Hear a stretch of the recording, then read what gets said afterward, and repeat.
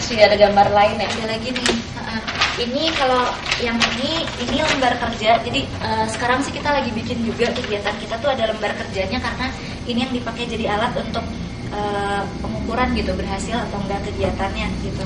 Nah ini salah satunya dari peta hijau. Jadi kita ngajak anak-anak ini keliling di sekitar lingkungannya, terus mereka menilai gitu kondisi lingkungannya secara kritis. Lingkungan saya tuh bagus atau enggak sih, bagusnya di mana, yang enggak bagusnya di mana, masalahnya apa, potensinya apa, seperti itu. Terus kita ajak mereka menggambarkan kalau lingkungan menurut saya, lingkungan sekitar saya yang menurut saya keren banget, asik banget, yang saya nyaman banget berada di dalamnya, itu seperti apa gitu. Nah terus ya ini di sini kan bisa kelihatan juga, jadi kita ajak mereka cerita juga gitu kayak ini yang bikin itu anak-anak yang tinggalnya di daerah pelesiran ya. Jadi pelesiran tuh daerah yang padat penduduk gitu jadinya. Tapi lihat di sini di gambarnya dia menggambarkan nggak padat penduduk gitu, banyak alamnya seperti itu, udaranya bersih. Jadi disuruh menggambarnya sama kayak barusan ya. Kayak gitu. Komunitas Anda kan memiliki porsi besar bagi masalah pendidikan dengan melakukan berbagai kegiatan pendidikan alternatif.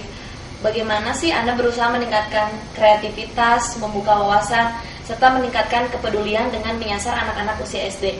Apakah kegiatan yang dilakukan ini merupakan suatu kritikan bagi pendidikan formal yang dilakoni oleh pemerintah, padahal keluar dari aspek-aspek tersebut, yang cenderung sekarang pemerintah malah mendorong pendidikan ke lahan industri? Menurut Anda bagaimana? Ya udah tahu sendiri kan berarti ya. Iya sih, memang ya kita melihat saya nggak ngerti soal politik pendidikan apapun itulah ya gitu, tapi yang saya lihat adalah memang pendidikan yang ada sekarang itu tuh seperti kesia-siaan besar gitu. Kayak gimana ya, anak-anak disuruh datang dari jam masuk sekolah dari jam 7 sampai jam 1. Apa sih yang mereka pelajarin? Apa itu benar-benar sesuatu yang berguna gitu buat mereka? Apa dari situ mereka jadi tahu hak-hak mereka? Apa mereka jadi lebih ngerti tentang lingkungan mereka? Apa mereka jadi anak-anak yang apa mereka jadi bisa mengolah emosinya dengan baik? Sepertinya enggak ya gitu. Kayak ya mereka belajar, oke mereka belajar matematika, belajar apa IPA, belajar hafalan apa, tapi apakah itu benar-benar, kalau kita melihat perkembangan anak gitu ya, apakah itu benar-benar bermanfaat gitu buat perkembangan mereka? Kalau saya sih simpelnya sebenarnya ngelihat itu aja gitu. Jadi kalau saya melihat jawabannya adalah tidak gitu, karena ya buktinya anak-anak mau yang katanya sekolah di sekolah elit lah, mau sekolah di mana, tetap aja gitu. Pada dasarnya tuh banyak dari mereka yang karakternya nggak berkembang gitu, yang kreativitasnya nggak berkembang. Padahal ya apa ya? Padahal sebenarnya anak-anak tuh sangat potensial gitu. Dari pengalaman saya berinteraksi sama anak-anak, mereka tuh anak-anak tuh cerdas, iya, keinginan belajarnya tuh besar gitu. Mereka tuh suka belajar sebenarnya, tapi ketika mereka harus belajar dengan menghafal di sekolah, mereka jadi nggak suka gitu. Nah itu kan juga ya aneh ya menurutku gitu. Jadi kalau dibilang itu kritikan, saya lebih suka menyebut itu sebagai berusaha menginspirasi gitu. Jadi udahlah, ngeritik mah udah banyak yang kritik ya kayaknya gitu, yang ngeluh juga udah banyak gitu, yang protes udah banyak. Ya udahlah, daripada gitu udah aja kita langsung bikin aja gitu alternatifnya. Nih kalau pendidikan yang itu kita bilang jelek, nih pendidikan yang bagus kayak gini nih gitu. Aku pengen nunjukin itu aja sih gitu. Pendidikan yang menurutku bermanfaat, yang menurutku efektif, itu yang seperti ini gitu. Dan ya itu yang kita usahakan untuk lakukan sih gitu. Jadi bukan berarti pendidikan yang dari pemerintah juga salah gitu ya? Kalau menurutku sih ya memang ada yang salah, salah karena ya itu tadi. Jadi kenapa pendidikan ini harusnya kan anak-anak itu menerima pendidikan, ya katanya kan ada di undang-undang gitu, setiap orang berhak menerima pendidikan. Tapi kan pertanyaannya pendidikan yang seperti apa gitu? Apakah pendidikan itu berarti belajar matematika, belajar IPA, atau belajar hafalan sesuatu yang apa ya, mungkin belum tentu bisa mereka terapkan juga gitu. Mungkin enggak gitu. Pendidikan itu kan harusnya adalah sesuatu yang secara langsung tuh berkontribusi sama perkembangan diri seseorang gitu.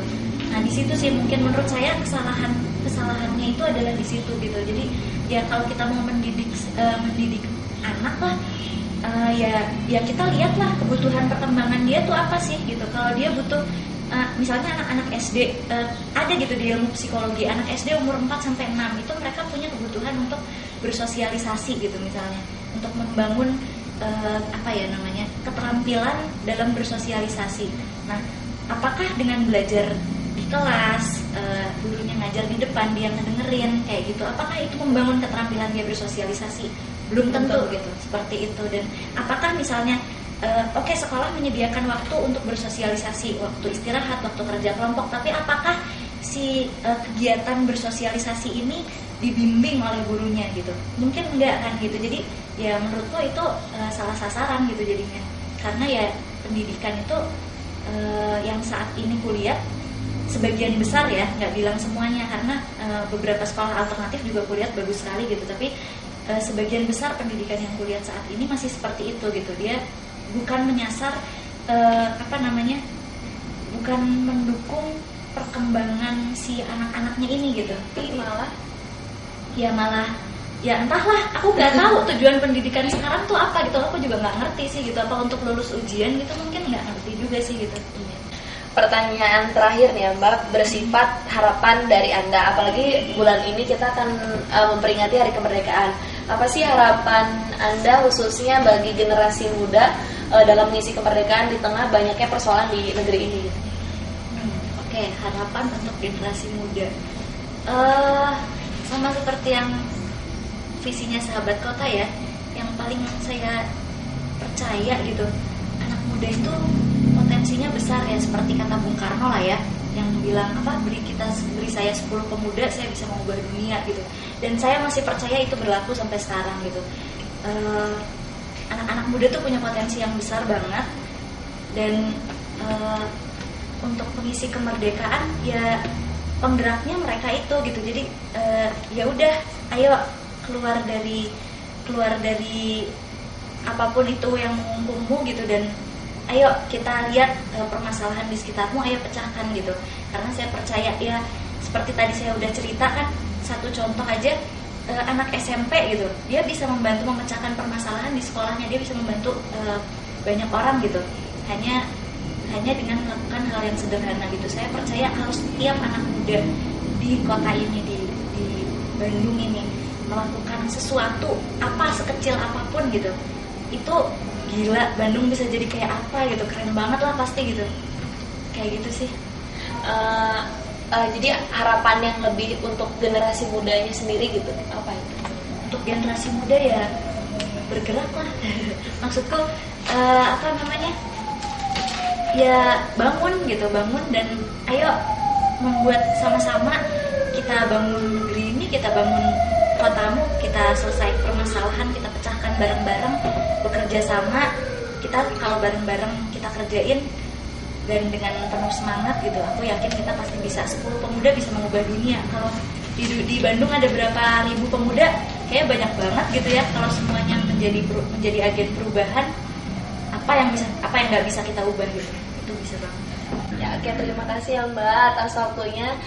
Semoga perbincangan kita pada kali ini dapat memberikan inspirasi dan manfaat bagi kita semua. Bila ada saran dan kritik bisa dikirimkan melalui email kami ke alamat bandungariung@gmail.com. Akhir kata kami ucapkan wassalamualaikum warahmatullahi wabarakatuh.